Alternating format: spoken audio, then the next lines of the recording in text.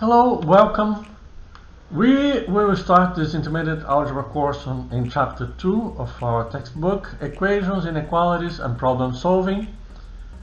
And to begin with, I would like to show you this website. It's a NASA website with several puzzles. And everybody have seen these puzzles on the internet. And when we talk about equations and in this course you're going to learn about equations and systems of equations. I think about this kind of puzzles. Each line here represents one equation that you can solve, and then if you put together two lines, three lines, each one is a different equation, then you're going to have a system of equations, and each picture is a different variable. And at the end of the course, that's basically what you're going to be able to do. You're going to be able to solve equations, solve system of equations, and find values for variables in those equations. So let's move on. Starting on section 2.1, linear equations in one variable, we have the following learning objectives: to solve linear equations using properties of equality, to solve equations that can be simplified by combining like terms, solve equations containing fractions or decimals, and recognizing identities and equations with no solutions. Our first objective: solve linear equations using properties of equality. And we know that an equation is a statement that two expressions have equal value. So for example, if we have x plus 2 is an expression, y minus 5 is another expression, right? And if we make x plus 2 equals to y minus 5, then we have here an equation. The equation needs to have expressions, different expressions, connected by an equal sign. And solving algebraic equations involves finding values for a variable that makes the equation true. Then we need to define linear equation in one variable. Is the equation with the following form. The usual form of the equation is ax plus b equals c, where a, b, and c are real numbers, and a is different from 0. The properties of equality are the addition property and the multiplication property. The addition property means if we have a equals c, a equals c, equals b, we can add c on both sides of the equation, and then we will have a plus c equals to b plus c. We can say that a plus c equals to b plus c. This is the addition property. And multiplication property. Multiplication property is basically something like this, but instead of addition, we will have the multiplication. A times c equals to b times c, considering that c is different from 0. So let's work here an example. And we have on this example x minus 4 equals 7. X minus 4 equals 7. Solve for x, that means find x.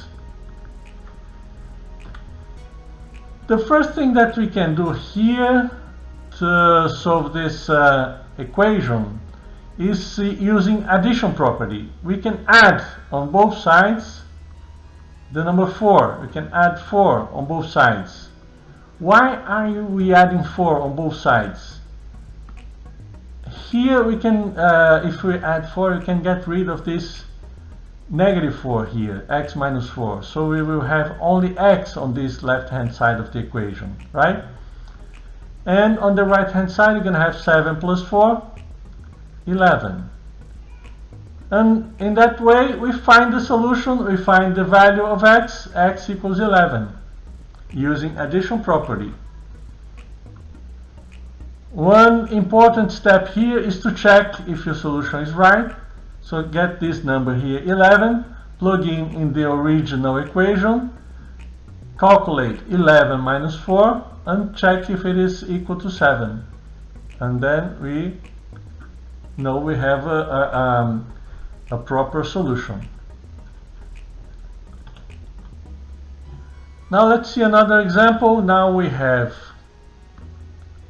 y minus 1.2 equals to negative 3.2 minus 6.6. And here the first thing we can do is simplifying this equation, because we have like terms here, right? We have like terms that can be combined, and we can write y minus 1.2 equals, if we combine these two like terms here, negative 3.2 minus 6.6 equals to negative 9.8. And now we can use the addition property. We can add 1.2 on both sides of the equation. And again, why are we adding 1.2? To get rid of this negative 1.2 here on the left hand side, so we can have on the left hand side only the variable y, which is going to be equal negative 9.8 plus 1.2 is negative 8.6. So that way we can find the solution, we can find the value for y. Y equals negative 8.6. Great. Let's move on to objective 2. Solve linear equations that can be simplified by combining like terms. And now let's go straight to an example. If we have here the equation 6x plus 8 minus 5x equals 8 minus 3. So the first thing we're going to do here is to combine like terms. We're going to simplify the equation by combining like terms. And we have this like term here, two like terms, 6x and negative 5x, that we can combine. And on the other side of the equation we have 8 and negative 3 that we can combine. So if we combine 6x minus 5x, then we find 6 minus 5 1x plus 8 equals, and 8 minus 3 equals 5. Now we can use addition property. In this situation here is going to be a subtraction or an addition by a negative number. We're going to add negative 8 on both sides. Negative 8 on both sides. I do the same question here. Why I chosen negative 8? Well, to get rid of this positive 8 here. So we can keep only the variable on the left hand side, and on the right hand side we're going to have 5 minus 8, negative 3. Then at the end I find the value for x, that solution for this equation, x equals negative 3. Let's have a look at another example. Now we have 4p minus 11 minus p equals 2 plus 2p minus 20. So the first thing, let's check if we have like terms. This is one term and this is a like term that we can combine like terms. And on the left, the right hand side of the equation, we have this number here and that one. They are like terms that we can combine. 4p minus p, 3p, minus 11 equals 2 minus 20 minus 18 plus 2p. Negative 18 plus 2p. Well, now, what should I do? Well, first thing, we can get rid of this negative 11 here on the left hand side by using addition property, adding 11 on both sides of the equation. Then we will have 3p equals negative 18 plus 11, negative 7 plus 2p. But we still have, on the right hand side, I want to have only numbers, right? I don't want to have this variable here. And to solve this, I will use again addition property. We will add this time both sides of the equation, negative 2p on both sides of the equation. Now we have 3p minus 2p, p, negative 7, positive 2p minus 2p, 0. So here p equals negative 7. Let's move on to the next example. The equation now is 3 multiplied by 3x minus 5 equals 10 times x. And first thing here, well, we have this multiplication, we need to work out the distribution. So distribution, we're going to distribute here 3 times 3x and 3 times negative 5, right? 3 times 3x, 9x, 3 times negative 5, negative 15, equals 10x. Now remember, addition property, we want to get rid of this negative 15 on this side. So let's apply here addition property, add 15 on both sides. 9x equals 10x plus 15. And we also don't need this term here with a variable on the right hand side. So let's use addition property again, subtracting 10x from both sides. Or if it's addition property, you can say I'm adding negative 10x on both sides. 9x minus 10x, negative x, equals this 0, 15. If we divide or multiply both sides by negative 1, multiplication property, then we have the solution, which is x equals negative 15. Right? This is the solution for this original equation. Remember to check. I'm kind of skipping this step, but it's an important step. If you find the solution here, negative 15, plugging on the original equation, and 3 times negative 15 minus 5 equals 10 times negative 15, and check if it's true or not.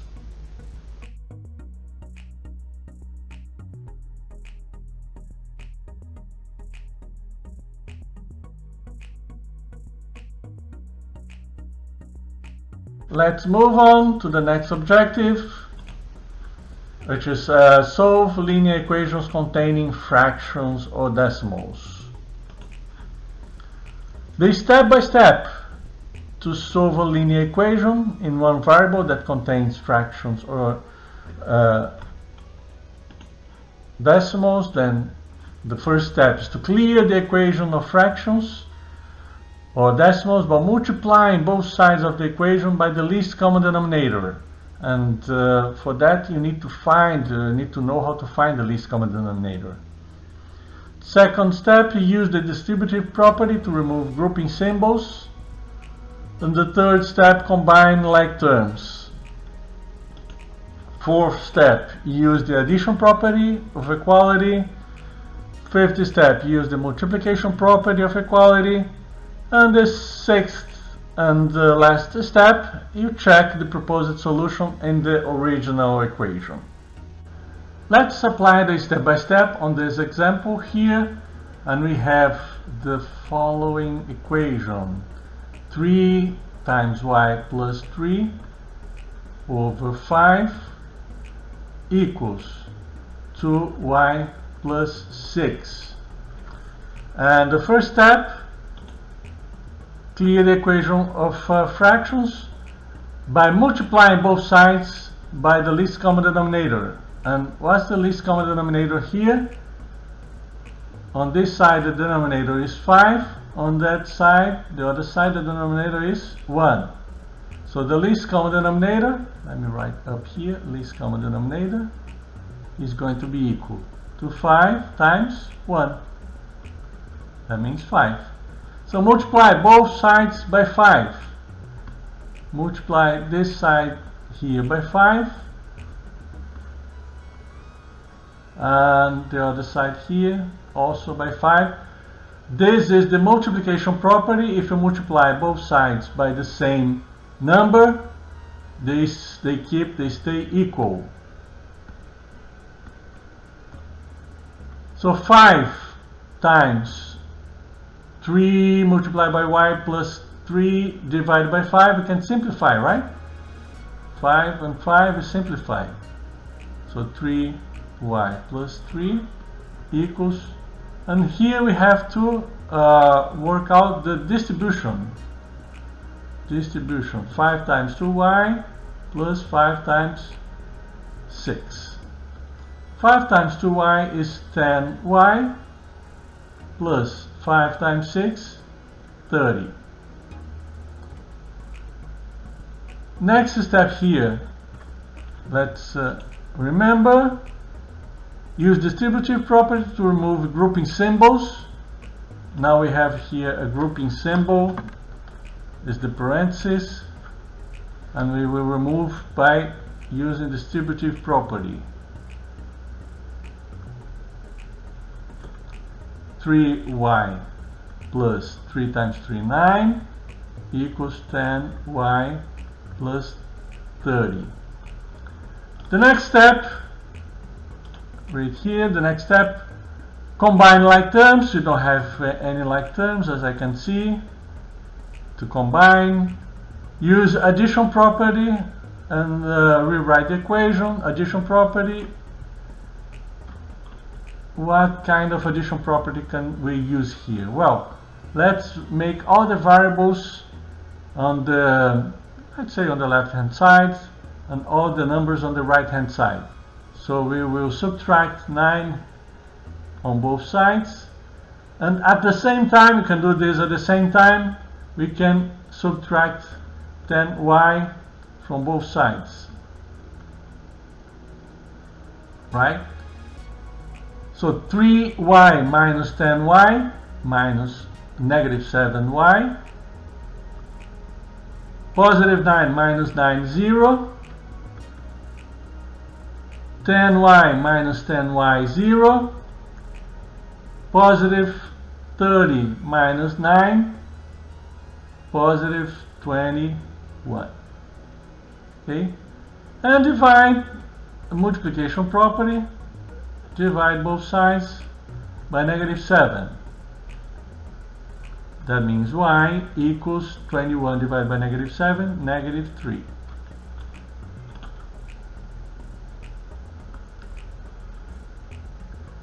The result for y, the solution for y is y equals negative 3. So check, this is the end, check the last step. check the proposed solution into the original equation. So plug in here on the original equation -3 and check if you're going to find a true statement.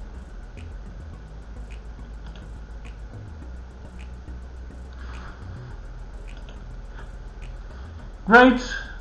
Now let's move on to the next objective. Objective 4, recognize identities and equations with no solutions. And we will work this example here to understand how to recognize equations with no solutions. If we have this equation here, 3x minus 7 equals 3 times x plus 1. And we will simplify and try to find the solution for x. And the first step here in the simplification is going to be the distribution. Let's do the distribution here on the right hand side. So we have 3x minus 7 equals 3 times x, 3x, 3 times 1 plus 3. And if we try to do the addition property here to solve this equation, look what is going to happen. Let's say we want to get rid of 7, so we add 7 on both sides. We want to get rid of this 7 on the left hand side, and we want to get rid of 3x on the right hand side. So we will subtract 3x on both sides. And 3x minus 3x, 0. Negative 7 plus 7, 0. 0 equals, and 3x again minus 3x, 0. 3 plus 7, 10. Uh-oh, how can I have 0 equals 10? There's no way I will find a value for x that will make 0 equals 10, right? Since there's no value for x that can be substituted into the equation, there will be no solution. When the equation have no solution, you're going to write down here no solution,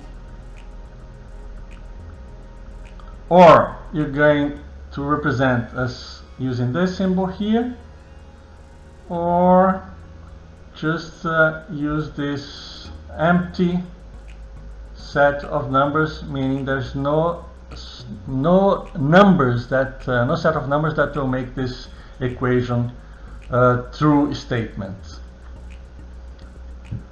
And now let's move to the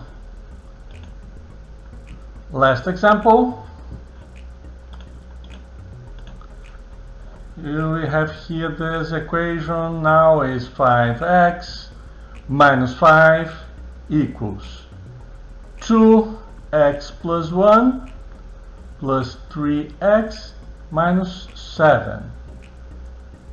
Okay, and the first thing we have to simplify, we have to combine like terms. Let's see if we have like terms, and but we have first a distributive property here. Let's work the distribution. 2 times x and 2 times 1, so we can rewrite as 5x minus 5 equals 2x plus 2 plus 3x minus 7. Now we have like terms that we can combine. We can combine 2x plus 3x, right? Combine here. And we have positive 2 and negative 7. Excuse me. And we can combine there. So 5x minus 5 equals 2x plus 3x, 5x, 2 minus 7, negative 5. And look what we have here, 5x minus 5 equals 5x minus 5. That's kind of odd, right? Because if we try to apply here the addition property, let's say we apply here addition property and we subtract 5x and we add 5, subtract 5x and we add 5 on both sides, then we will have 0 equals 0. What's the meaning of that? Of course 0 equals to 0. And the meaning is, no matter what the value of x is, the equation will always be true. That means any real value of x will make the equation a true statement. So the solution is x, the set of numbers x, as x is any real number.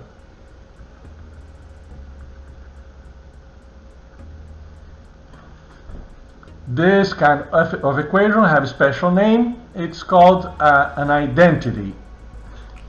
And this wraps section 2.1. We are ready to move on to the next section.